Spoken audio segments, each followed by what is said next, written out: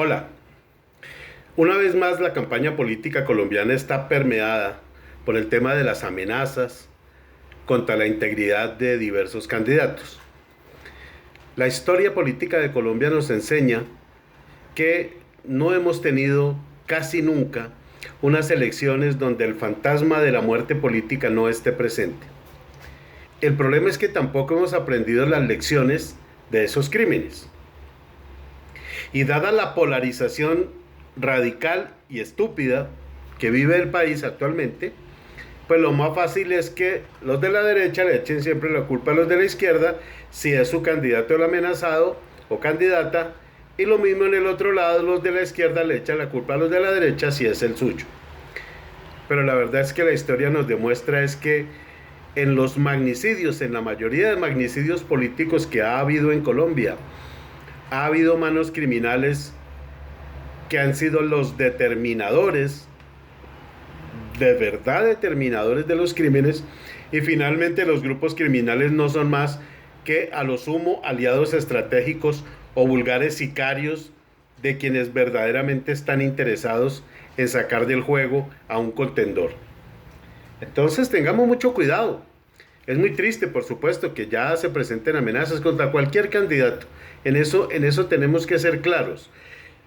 Venga de donde venga la amenaza y váyase a quien venga la amenaza, es absolutamente reprochable. Llámese Abelardo, llámese Paloma, llámese Cepeda, el que sea. No es correcto que nos hayamos acostumbrado a la cultura de la muerte. Pero tampoco es correcto que no sepamos discernir exactamente de dónde han venido algunos de esos crímenes. El magnicidio más importante que tuvo Colombia sigue siendo el de Jorge Eliezer Gaitán, a pesar de todos los otros, porque la muerte de Jorge Eliezer Gaitán significó un cisma en Colombia, aparte del Bogotazo, ¿no?, de la destrucción casi total de la ciudad capital. Y desde esa época ya, los liberales todos apuntaban a que había sido el gobierno de Mariano Spira Pérez y sobre todo doña Berta Hernández los supuestos determinadores del homicidio de Jorge Eliezer Gaitán. Hay tantos libros y tantas teorías al respecto que creo que le ganan a las de John F. Kennedy. Sin embargo, veamos una cosa. ¿Quiénes eran los que más odiaban a Jorge Eliezer Gaitán? ¿Los conservadores? No. Los que odiaban a Jorge Eliezer Gaitán era el ala burguesa del Partido Liberal. Gabriel Turbay, Alfonso López Pumarejo, por nombrar solo dos. Personajes que se referían despectivamente a Gaitán por su origen humilde, se referían despectivamente a Galán por su color de piel. Él era un hombre moreno, mestizo, como la mayoría de colombianos. Ellos, en cambio, se creían la clase alta, entre comillas, blanca, que es una raza que no existe en Colombia, pero se creían, entre comillas, los blancos. Entonces le decían el negro Gaitán de una manera despectiva. Le negaron toda la vida el ingreso al Gun Club, por ejemplo, aunque también parece increíble que Gaitán tuviera tantas ganas de formar parte de ese club. Pero aún así se lo negaron toda la vida con un criterio absolutamente racista y clasista. Entonces, finalmente, ¿quién estuvo detrás del homicidio de Jorge Eliezer Gaitán? Habría que verlo al interior de su propio partido.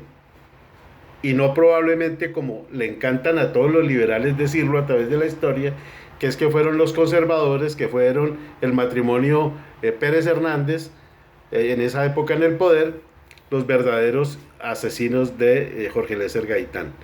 Hagamos un paréntesis, nada descarta que también haya sido asesinado por razones de su oficio. Recordemos que 2 días antes de su homicidio había sacado increíblemente libre a un militar que asesinó a su esposa y a su amante, y en esa época todavía en Colombia se podía apelar a la ira y el intenso dolor, y Gaitán, que era un gran penalista, lo sacó libre. Vaya uno a saber si alguna cosa pudo pasar. Igual Fidel Castro estaba por acá, muy joven, y ya sabemos que de Fidel Castro cualquier cosa podría pensarse. O que era el revolucionario que la gente creía, o que era un agente de la CIA de la Guerra Fría, como muchos también lo creen, y el homicidio de Gaitán parece que fue su primera gran tarea. No lo sabremos, por lo menos en vida algunos no lo sabremos. Ojalá algún día la historia lo cuente.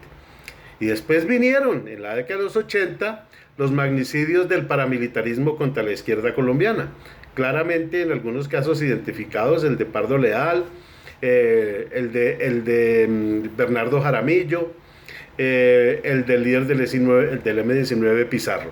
Pero miren que en el caso de Jaramillo, por ejemplo, hubo un montón de inconsistencias.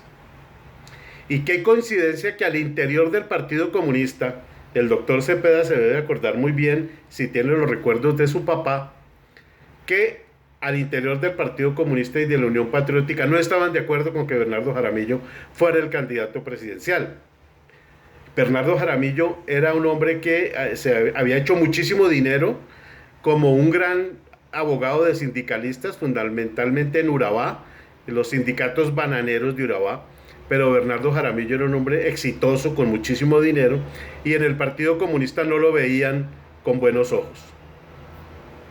A alguien le convendría sacarlo del camino, ¿no?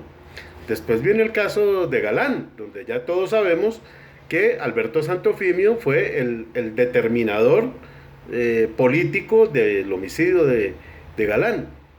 Claro, él convenció a Pablo Escobar y a Gacha de que si Galán ganaba los iba a perseguir, y entonces los convenció para que estos hombres decidieran asesinar a Galán, pero el verdadero determinador, el que estuvo detrás de eso, fue Alberto Santofimio, y contó con una ayudita no pedida del general Maza Márquez, que ayudó a que se pudiera realizar el crimen en vez de proteger a Galán, porque él creía que esa era una manera de quitarse encima a Pablo Escobar.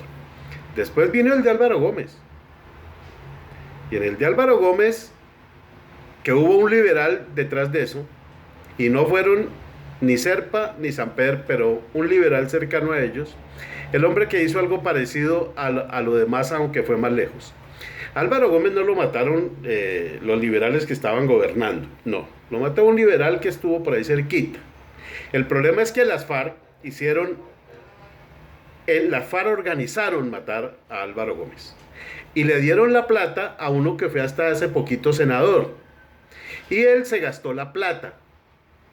Y entonces las autoridades se enteraron de que iba a haber un homicidio, un atentado contra Álvaro Gómez, pero como se gastó la plata, el señor de la FARC, que hasta hace poquito fue senador, entonces ese liberal decidió que no, que ese era un momento para verdaderamente quitarse de encima a un hombre al que odiaba, porque odiaba todo lo que significaba el Partido Conservador, la Iglesia Católica, todo eso, y finalmente ejecutaron el homicidio de Álvaro Gómez.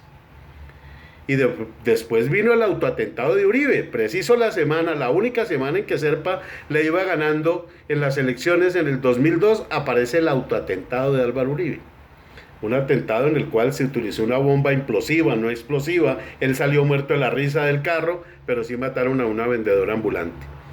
Él después a Jorgito Noguera le pagó parte del favor, según tenemos entendido, y por ahí como que un señor Vence también.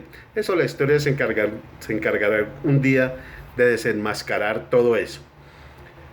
Miguel Uribe Turbay, lo mataron el año pasado. Sí, los que ejecutaron eso fueron la Nueva Marquetalia, esos criminales. Pero qué coincidencia que esos criminales tuvieron un amplio contacto desde el principio del gobierno Petro con gente muy poderosa al interior del Centro Democrático, que eran los que no querían que Miguel Uribe fuera el candidato del Centro Democrático. Y ahora hay amenazas contra Abelardo, pero las más graves contra Paloma.